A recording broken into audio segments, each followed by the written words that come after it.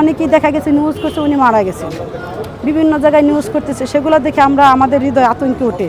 সেই জন্য স্বচক্ষে দেখার জন্য আসছি এখানে। দেখি কতটুকু, বেশিক্ষণ আর থাকবো না, হয়তো বা সর্বোচ্চ 20 মিনিট থাকবো, খবর জেনে আমরা আবার চলে যাই। হ্যাঁ, প্রতিদিনই আসতেছি তো।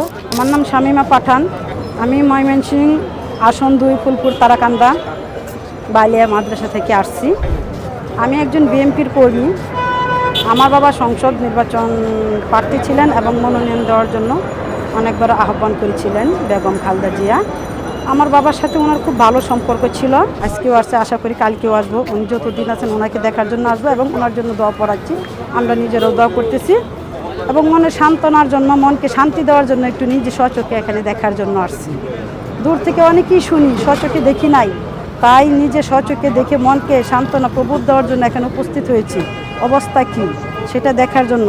অনেকেই দেখা গেছে নিউজ করছে উনি মারা গেছেন, বিভিন্ন জায়গায় নিউজ করতেছে, সেগুলো দেখে আমাদের হৃদয় আতঙ্কে ওঠে।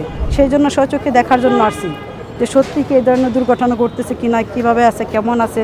এখন যাই হোক, দেখলাম উনি মোটামুটি সুস্থ আছেন, লাইফ সাপোর্টার আছেন এবং দোয়া করতেছি আমরা আমাদের মাঝে ফিরিয়ে দিক আল্লাহ তাআলা।